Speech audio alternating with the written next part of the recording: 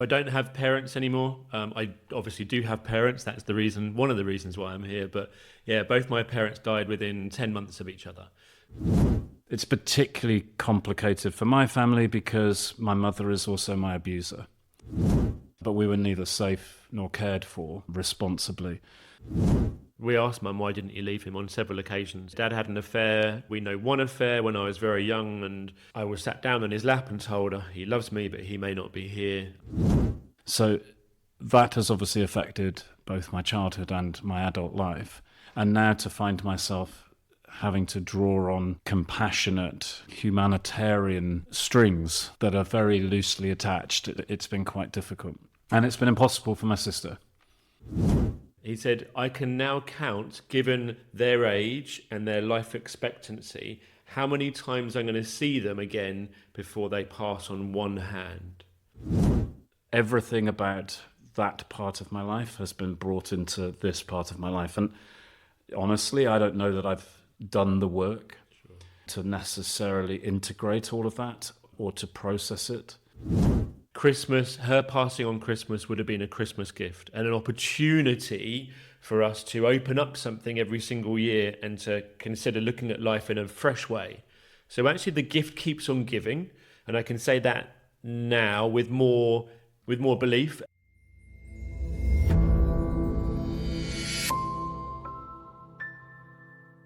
Welcome back. Good to see you. Good to see you too. We talked last time about developing the social battery, the social muscle, and our relationships with lots of people, including our friends. But now want to turn our attention to a specific sort of facet of relationships, and that's family relationships, starting with the relationship we have with our parents. Yeah, we all have them. We may not know them. We may not like them. We may love them. It might be somewhere else in that. But we all have them. We're in this interesting, the podcast might even be called the squidgy bit in the middle, although I don't know if I can spell squidgy, but it's an onomatopoeia. I quite like onomatopoeias. I'm amazed I can say that. But we are in this squidgy bit where you're not yet 50, but racing towards Knocking it. on the door. Knocking on the door. I'm at the other end of that decade at 57, but we both have parents or parent who are older, and our relationships change, right? They go from being our parents, they are parenting us, often full arc, and we might end up parenting or caring for them. Yeah, exactly. It's quite a weird relationship, isn't it? And all the transitions and phases in between hand. Yeah, there was a period of time where my children were comfortable and seemingly happy, and my parent was well and seemingly comfortable, and there's no sort of completely stable situation, but it was probably as good as it gets. Because life tends to have this way of throwing change and imbalance at us or upon us. It's certainly been the case for both you and I. Maybe we should just give a little bit of detail about our own relationships with our parents and dive into that a little. Yeah, so you mentioned parent a few times now, singular. My father's passed, or he died some time ago.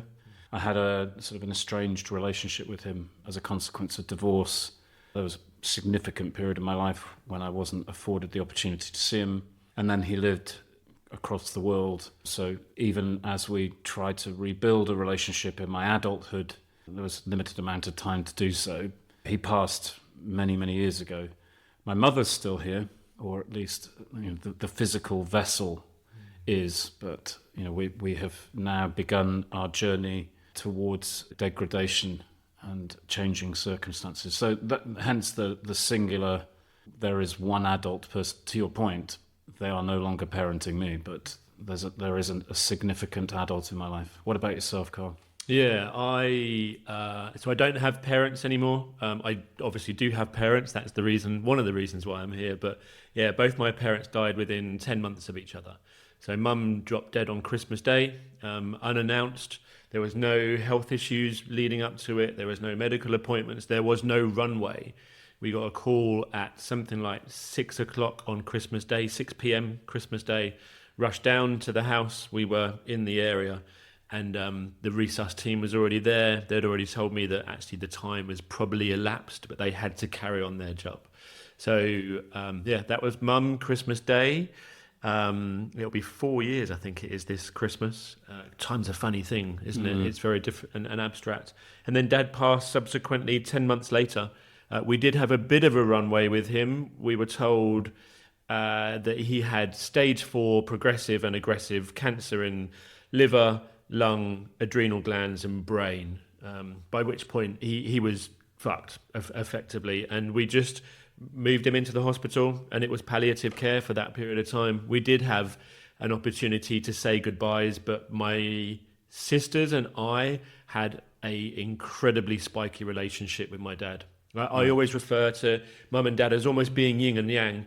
Dad was very dark, very brooding, had complex PTSD, had complex grief. He was the dark in the relationship, and Mum was just the shining light, the full of love and light part of that relationship. Wow, that's a lot for your family to experience in quite a compacted period of time. How does it feel now? You said that that's 2 or 3 years ago since the pair passed. How does that feel for you personally? How does it feel as a family to be essentially orphaned? Yeah, we are orphaned, and to begin with, that was quite a weird term, wasn't it? But we don't have living parents anymore. You said earlier on that your parents parented you, and you are no longer parented by them. Mm-hmm. Since Mum and Dad have passed, actually, I'm finding that their parenting and their wisdom or their experience, life experience, is still shaping me. In fact, perhaps even more so now, because I can't go to them and say, how was that for you? Or how would you deal in this situation? But I have data points and memories. I have experiences of how they dealt with or didn't deal with life situations. And so I've got 2 great polarizations of how they dealt with life. And they are wonderfully heartwarming reminders of how I might navigate the world a little bit more successfully in one way, or perhaps how to not navigate the world and ideally lead to something that is not where my dad ended up, which was lonely, no friends, by himself, full of anger and resentment to the world and both my sisters, myself and my mum. So they still parent, but in a hands-off way. And we've come through it. My sisters and I it was a very, very challenging period of time. We were there for each other. We're going to talk about siblings in the next podcast. And we've always been close, but we've bonded so much more so as a consequence of that. Sometimes death can destroy a family and push it in all kinds of death of parents or anyone else can destroy a family and fracture it. But for us, it was the gel that was already strong, but has bonded us even stronger since then. That's fascinating, and thank you for sharing your experiences. That idea that even in passing, these substantial personalities and characters can inform our onward lives. Do you feel, this is an incredibly personal question, but we are where we are. Do you feel that you're free of, say, the responsibility or the potential burden of taking responsibility for parenting your parents as they both passed quite rapidly in a very sort of tight time frame? Is there any sense of sort of an emancipation of responsibility? There's a couple of things that are coming up when you ask this question. We didn't have to care for Mum. There was no caring for her. We, and I'm sure my sisters would agree with this, we've actually been caring for Dad probably since we were old enough to. And what I mean by that is we were parentified at a very, very young age to parent him. So I would say probably 3 or 4 years old, me being the eldest of the 3, I was thrown into a role where we had to tiptoe and navigate around Dad and be very, very cautious of him, pander to his needs, not disrupt him, not interrupt him, not distract him. And so the whole house pivoted around this one being. So actually the parentification of him for us began incredibly young and carried on and carried on and carried on. And when Mum passed, for those 10 months that he was still with us, he was incredibly, almost more bitter towards him still being here. There's an interesting phrase that he used. Dad was one of 8 children. He was an Irishman, one of 8 children, and he broke the Monaghan curse. He destroyed the Monaghan curse, in which he believed, because of all of his other siblings, that the Monaghans had gone before their partners. And for my dad's case, his wife had gone before him. So he had broken this curse, or caused the curse on the family. It's really quite interesting, the depth of despair that this man ended up at. And so those 10 months when it was just Dad, we would go and visit him, but it became incredibly torturous to spend any time with him because he was so bitter and enraged at us. We could just walk through the house and you would feel the bitterness towards us and the resentment. And there was one moment in that period of time, I driven up to see Dad, and within 20 minutes of him being an arsehole to me, I said, I'm going. I don't need this from you. I'm going to walk out of the house. He switched and pivoted, but I said, it's too late. I am gone. I'm not coming up here to put up with the shit that you're now giving me because of something that's out of both of our hands. Mm. And so it had to change my relationship with him, and it became I became a dutiful son. I did the things that I needed to do for him and to show up for him.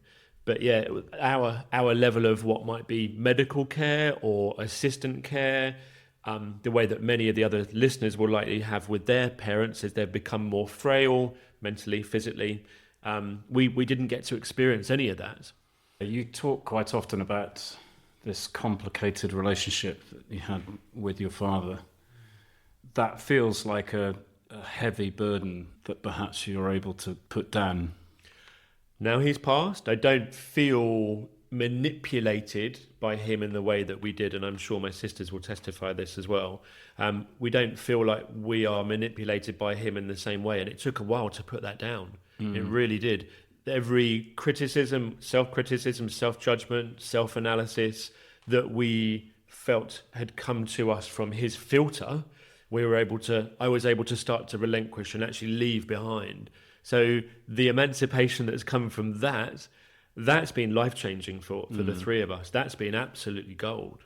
And again, another personal question, and we didn't sort of rehearse this as we came into it, so if there's a question you don't want to answer, it's fine.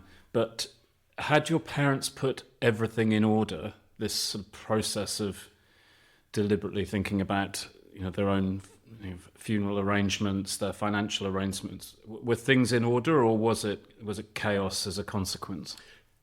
Dad's fastidiousness around finances meant that everything was impeccable. It was very, very easy in bunny years to go through probate for that, relatively speaking, compared to some people that I have I know and spoken to. In terms of funeral arrangements, we think Mum knew that she was dying. Is an incredibly spiritual person, and so she'd actually written in a diary a few days beforehand songs that we believe that she wanted played at her funeral. There were things that she'd left around her bedroom. It's easy to interpret, isn't it? But we feel that she had agency here and was doing little things, little bits and pieces here that meant we had some content for her funeral. But no, neither were planned. So it was something, again, we had to organise 2 funerals within the space of 10 months and do everything that came along with that. Incredibly challenging, incredibly emotional.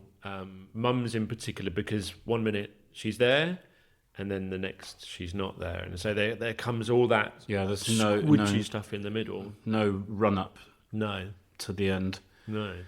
Does it taint Christmas? Does it taint Christmas? If it had happened on any other day of the year, it just wouldn't have the symbolism to it. Part of my eulogy to Mum was about her gift to us on Christmas, knowing herself as a spiritual being, teacher and healer. Christmas, her passing on Christmas would have been a Christmas gift and an opportunity for us to open up something every single year and to consider looking at life in a fresh way. So actually the gift keeps on giving, and I can say that now with more belief. At the time of the eulogy, some 2 months after her passing, it was still a bit, I'm going to say this, and I feel it, but I don't necessarily believe it.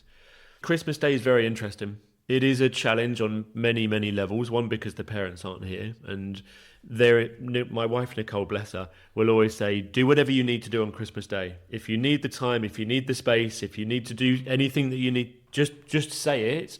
And if you're in the middle of something with us, with her family, and you need some space, just go." So she's very, very well aware of how potentially inflammatory Christmas can be. And so I think because of that, and knowing I'll be held by her and my family and Nicole's family, allows that chance for a bit of free fall. But yeah, Christmas won't ever be the same again in that respect.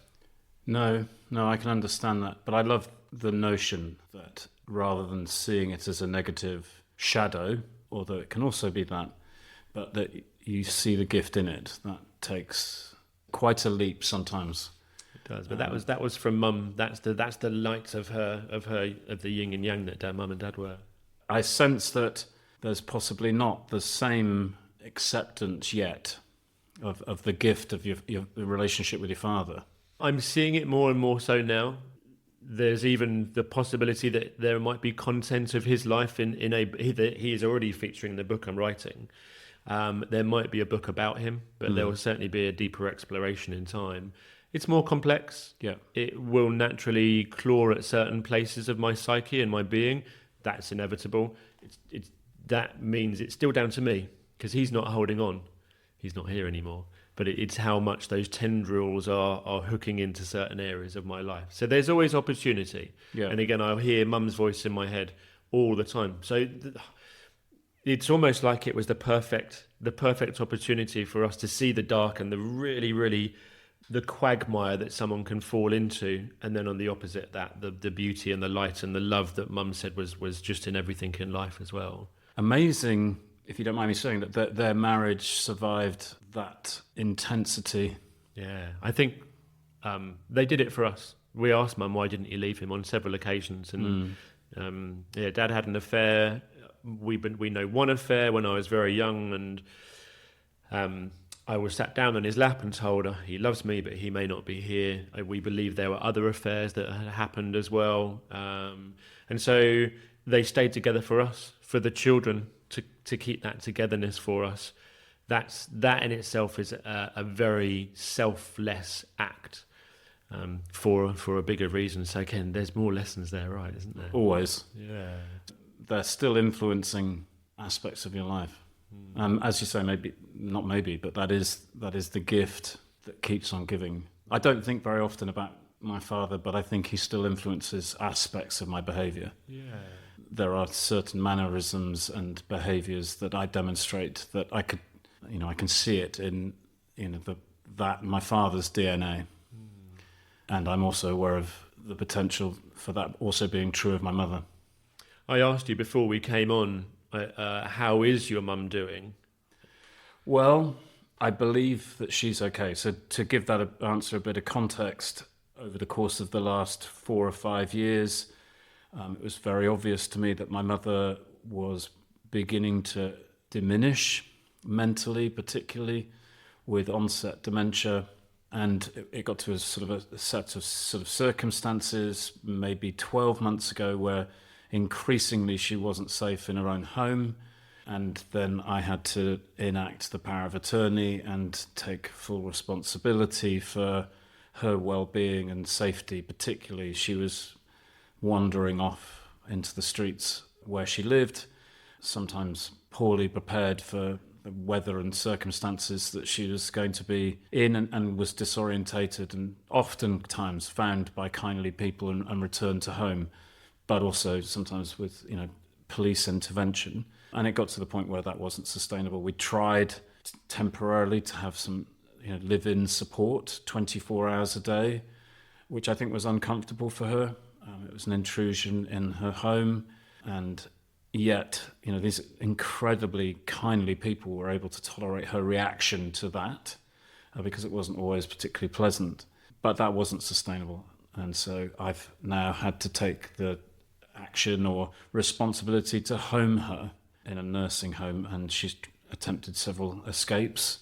I think she still thinks that she's either in a hospital momentarily or in a hotel, and for whatever, well, not for whatever reason, but often takes time for people to sort of integrate into those environments and to go through a successful transition.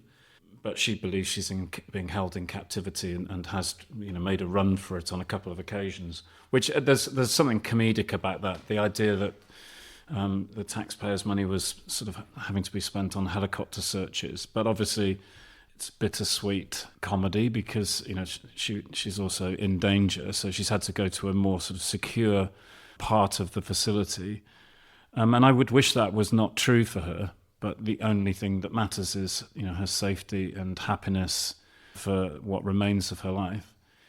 It's difficult for me to take responsibility. It has been quite a challenge. I think it's difficult for children to know that there can come a time where we have to take responsibility for parenting our parents. Our roles do change, and that we may be making decisions with them, which are difficult decisions, particularly as they may lose independence, and that can become very threatening. And add to that things like Parkinson's, Alzheimer's, dementia, cardiovascular disease, inability, immobility, whatever it might be. There's potentially a reduction of freedom and liberty and illness that is difficult for them as individuals to navigate, and then as the family to navigate. It's particularly complicated for my family because my mother is also my abuser. So I grew up being mentally and physically abused by that parent. I find it hard to identify her as a parent or as a mother. It's a person who had those responsibilities but was ill prepared to do those things well, whatever well means. But we were neither safe nor cared for responsibly. So that has obviously affected both my childhood and my adult life. And now to find myself having to draw on compassionate, humanitarian strings that are very loosely attached, it's been quite difficult. And it's been impossible for my sister as an older person in the family unit, and also potentially as the female. She definitely suffered more than I may have done. And as a consequence, that relationship is sort of, irreparable. With your sister and your mum? Yeah, for sure. And that she cannot be in the same environment. So she, will help and support me, but cannot be involved in the support of my mother. She might ask after her well-being. Again, it's those sort of rituals, and you talked about it, these things that we feel we have to do to be dutiful children. She may ask the question, but doesn't want any part in the actual activities. And I feel dreadful. I've got to be honest, that I get calls from the nursing home who must feel that it's their responsibility or their level of service to contact the family every week. And I'm sure for many families, they pop in regularly, probably more than weekly in some cases. And these kids are coming in to see mum or dad. And they then ring to sort of say, just to give you an update on your mum, and there's a WhatsApp group that we can be a part of, and a website we can go to see photographs of, visits that they might. I don't find it very easy to have anything to do with that, and I feel there is a shame in that, where I'm probably judging myself as a son. Like, okay, I'm not a good son because I when I get these phone calls, it's like. And this is going to sound more brutal than perhaps I wish it did, but just ring me when she's dead, or when there's an issue with the bank account. There's a small part of me that, I'm not sure that it's love, and it's definitely not respect. It is just that I care that another human isn't suffering. So it's been complicated. It's thrown up a lot of complications. And it can also get very functional as well. You're given this documentation, and you can take responsibility for health and well-being and also finances. And so I'm having to literally burn through all of her life savings. And I wish that was a far larger amount. And it's comparatively minuscule as an estate. So she's going through it at a fair old rate of knots. It would be cheaper to stay in Champneys. But you wouldn't necessarily get the same level of care for the dementia particularly. I quite like the idea of living in Champneys. I know that Frank Bruno did it, didn't he? Did he? Yeah, he did. I think he lives there full time, Okay. or did. But that said, she's burning through cash at a fair old rate of knots, and we can even work out at what point does she run out of money. And for somebody who's working class, and with the work that she did, she worked for the council in Worcestershire, for her to amass something like £120,000, I'll say it, seems like a substantial amount of money, and it is quite astonishing, but it's not going to take more than 2 years to burn through that pile. Then the next thing that comes is the technicality of the home, right? It's like, okay, I've now got to take responsibility for emptying this thing of all of the things that she collected. There was quite a lot of hoarding going on towards the end. So there's rooms full of wrapping paper. I might open a Christmas wrapping paper shop. If there's a world shortage, I know where it all is. So there's stockpiles of things that my mother must have thought was important, but is valueless, frankly. And a home that really hasn't been touched since I was there as a child in terms of sort of decoration or modernisation. But nevertheless, there's a shell of a building that's valuable. And I'm going to have to take responsibility for clearing that, making the decisions about what, if anything, to keep and what goes, where the stuff that she has owned goes. Mostly to charity and to the tip, frankly. And then I've got to sell this property. And I've got to do that quite quickly because by the end of this year, we're going to have burnt through the reserve of cash. And then we're going to burn through the capital of the home. At some point, the state will take responsibility, for my mum's care. I could, but won't. The state will. And frankly, I've paid enough into that system, and probably so has my mother, to be afforded whatever is left of life's and health span.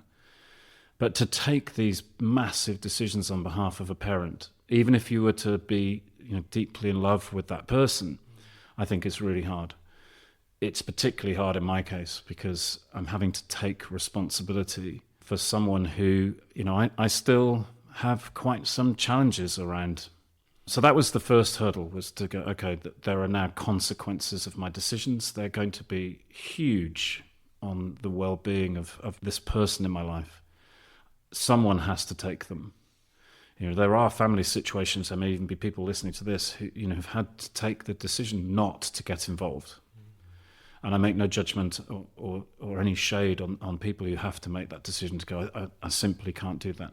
And that was a conversation I had at the care home. They were like, you don't have to do this. Like there are options. Like the state will intervene if the child can't, whether that's for financial reasons or emotional reasons or circumstantial reasons. But yeah, it's been a huge thing. There's obviously no projection on how long this journey will be. She's a bloody tenacious bugger. She's a hypochondriac. So ever since I met her, she's always talked about how ill she is and she's probably going to die of something. She could likely outlive any of us, frankly. So she could be here for just a moment, or it could be a very long period of time. There's no anticipation of that. I have no interest or care about whether or not there's any inheritance at the end of this journey. It's like, okay, that's a completely pointless conversation. She's not wealthy. We're probably likely to burn through absolutely everything and then, return the cost of her care to state. But it's an emotional journey, and it taps on the door every time she makes another escape plan and makes a bolt for it. I think she's doing it less as it's becoming increasingly secure, her environment. But nevertheless, there's calls, and people don't anticipate what I might be doing. I'm probably at work, and a call will come through. It says, care home, and it's like, okay, what? You never know what's beyond the answering of the call. Is it that they're just ringing to tell me that mum's been off to the cathedral, or some kids have come in to sing some songs, or has she passed? You kind of never know what's happening day to day. But yeah, it's a new facet of life. I didn't have to think about this. There was a period of time where I would see my mother for an hour once a year as a dutiful son. Yeah. Now there's some form of interaction every week. And that's happened. I mean, I was there when you got the call. So this is 6 months ago, really, isn't it? Yeah, it's all been this year, and these things do move really, really quickly. The degradation was fast, and neighbours were getting involved, and the local community were getting involved in so much as they were having to pay attention and make interventions. And that there comes a point at which that's not fair or sustainable. So that taking responsibility for one's parents in whatever way, or their effects and their belongings, and making decisions for them can be a part of the squidgy bit in the middle. You just think that you're comfortable with navigating midlife and the consequences of that upon yourself, and then sort of life throws in you've got to look after one or two other people potentially. We talked about the fact that life becomes a series of baptisms, weddings and funerals, but you don't necessarily expect them to either be your own or your parents, but it's inevitable. No one gets out alive. No, we really, really don't, do we? I've had already a funeral and a wedding this year.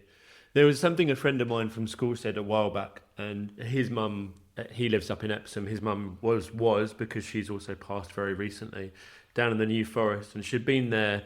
That's where they had moved to, his mum and dad, and he said something quite telling. He said, I can now count, given their age and their life expectancy, how many times I'm going to see them again before they pass on one hand. Wow. And that was incredibly sobering. And he said, I think for my mum it's going to be 3 times. Actually, I don't know whether that actually actualised into 3 more visits. And he said for my dad it will probably be about twice that. The distance that he was likely to travel, the complexity of his relationship with his mum, who had no idea who he was anymore, and another life. He had work, he's got 2 kids, he's divorced, versus travelling down to see his parents. And I thought that was incredibly sobering, and that made me stop and realise, when my parents were alive, it is probably single digits for many, many people. For others, it will be loads more, thankfully. But it is finite. It does come to a conclusion. Yes, it does. And in my own circumstances, it's also thrown me back into my childhood. I bet. As these people begin to feature again in your consciousness, as it was for you, your relationship with your father, then I think inevitably it pulls through anything but potentially we momentarily park. We're not experiencing our childhood or adolescence, in my case, free from the family home. I grew up quickly at 19 and left. And then a lot of that gets pulled back into your awareness. Going back into my own home, it's like super weird. Yeah. I'd visited momentarily, intermittently, once a year, let's just say, for like at my maximum, talking about social battery, that battery had a maximum charge of about an hour. Like at 45 minutes, I think my wife kind of knew that it was like, okay, time out. We couldn't go to restaurants and things like that. It was just, I regret a lot of that, but it's also true. But having to go back into the house, and even the other day, I slept there for the first time because I was going up to see my mum in the home, but needed to sleep somewhere. And rather than pay hundreds of pounds for a hotel, I slept in my bedroom. I haven't slept in my bedroom since I'm 19. And there's still stuff that people might identify as mine. I found a bag of toys there, and every single one of those is absolutely full of memories. There's not an awful lot of toys, but I remember them and can remember where I played with them and how I played with them. And so I'm sure as I go through the clearance process, there's going to be more of this conjuring of the past, right? It's inevitable. Yeah, it really is. Yeah, absolutely. And particularly given the location was where all of the abuse that you suffered was taking place there as well, wasn't it? Mm. Yeah, absolutely. It was the place where it was one of the 2 places where I was abused. Okay. And yeah, that's thrown up. Everything about that part of my life has been brought into this part of my life, and honestly, I don't know that I've done the work to necessarily integrate all of that or to process it. My mother had this behavior, so I don't think that I would be necessarily certified as severe OCD, but we have definitely developed cleaning tendencies as a family. I'm untidy, but I can be fastidiously clean. My mother had this routine or ritual that she forced us to do every morning, often before 5 and very early in the morning. We would be made to get out of bed and pick up bits. Even though we had a vacuum cleaner, we had to pick up bits, and we would have to show after an hour of being on our hands and knees. We're talking about a small terraced house. We'd have to show this ball of fluff and stuff. And if it wasn't sufficient, we would get physically beaten. And that was pretty much every day, even though there was a vacuum cleaner there. And my mother, as she goes into sort of this, spending more time in her own sort of world rather than ours, perhaps, is now often found on the floor picking up bits. And the care home has called me and said, "Oh, your mum's got this thing where she, we find her on all fours picking up bits." And of course, that not only is tragic and disturbing for them and disturbing for her, because they don't know whether she's taken a fall or not, so they have to call me because it's an incident, but it conjures my past, right? So it's like, okay, we're right back where the origins of what is my identity is. And I think that that's not going to be true just of me. It's true for many of us, where almost out of nowhere, a lot of that emotion is pulled back into the present tense, right? Into our current circumstances. Yeah, it can't not be. I can only imagine. And again, I've been here for some of the calls, and I've asked you. You've been incredibly, probably as a survival strategy, but in terms of separating it all and putting it in boxes to try and navigate this time, because you've had more contact with her in the last 6 months, either directly or indirectly, than perhaps you've had in, I don't know, however many years 20 years. 20 years before. And because of the loadedness of the experience that you had under her care, I use that very loosely, as a child, all the way through to now, those threads are incredibly strong and powerful and will snap you back to those memories. Yeah. And I'm not great at, in my relationship with my wife and I, Michelle takes most of the responsibility for anything that looks administrative, anything that looks like a piece of paper, anything that needs a signature, is passed to me for a scrawl, but I don't necessarily know the detail nor the consequences. I understand generally what's going on, but that is not my strength, and it's definitely one of Michelle's. But here is a situation where I'm actually having to take responsibility. Like if that home doesn't get sold, it's going to become a huge issue for the family. We will be forced to sell it, and it will be a rapid process if that's forced upon us. So I can't leave these things. I can't just turn my back on them. I could do, but the consequences would be disastrous, particularly for my mother.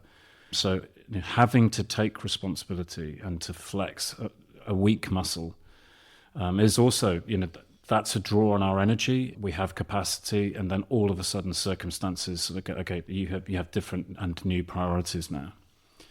So I think maybe, that is the message within this particular podcast. I mean, we could talk for days about our relationships, and probably will, about our relationships. Perhaps, I'd love to know more about this yin and yang of your parentage and what then happens as a consequence in terms of your own ways of parenting, which we have spoken about a bit, but there's so much more gold to explore.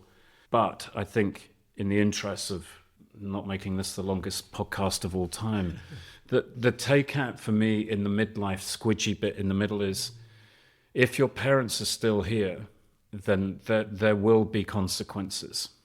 And that it can be very positive, but it may also be a call on your energy. At some point in your midlife, there are going to be circumstances affected by your relationship with your parents and their health and well-being that's going to impact your family and yourself. Yeah, those cycles are inevitable, aren't they? We can't avoid them, whether we have an incredible relationship or an incredibly strained, whether they are estranged or whether they're living with you. They are all cycles that we have to experience.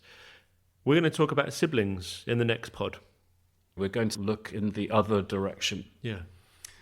Final point on this as we close out, Karl, for me is I would encourage men to talk about this stuff. Like, I don't think I've had more than 2 or 3 conversations about parenting my parents. Yeah. And yet tens of thousands of men have been through this set of circumstances. Millions. Billions. It's seemingly, because it's often so related to death, and we're pretty poor, generally speaking, about accepting and integrating that part of our lives. There's obviously this ritual, and depending on cultures, there's obviously many forms of that. But we don't necessarily talk about the run into it. It's just not really talked about. I would encourage men to discuss it with people they love and with one another. Because you won't be in isolation. As sad and as tragic as that is, it is universal. So your experience will be echoed and mirrored. You might even recognize your own stories in what Matt and I have been talking about today as well, but there are other men out there. Sometimes that will be an easy conversation to have with them. Other times it will be more spiky. But it's worthwhile exploring it and being a little bit vulnerable as well. Yeah, and we'll also put some notes in the show notes about organisations that can support you as you support your parents. Dementia, Alzheimer's, Parkinson's, and other degenerative mental diseases are complicated, and oftentimes you may need to find support and information. And there's plenty of gold out there, but we'll try to make some of that available with some useful links as well, because it's not an easy experience to navigate alone. It's been great. Thank you for your honesty and for your rawness. And you too. We'll see one another shortly on The Clearing when we get to talk about the kids. So where can people reach out and find us, Matt? Please subscribe to the podcast. Thank you for listening today. It's brilliant if you just click subscribe. We can then tell you when we've launched another podcast. Secondly, you can come to our website. There's lots of interesting stuff there, events that we do, content that we write, information about the podcast, where you can meet us. So please come there and subscribe. We promise not to spam you. If LinkedIn's your thing, then both Karl and I have LinkedIn pages and The Clearing is there. And finally, if you'd like more visual content like Reels, then you can see us on Instagram. If you'd like to email us, email matt@theclearing.life. Same URL as the website, matt@theclearing.life, and we promise to try to answer. I'll put all the links to all of what we've just mentioned beneath the description of this podcast. We'll see you in The Clearing. Thanks, Karl. Thanks, Matt.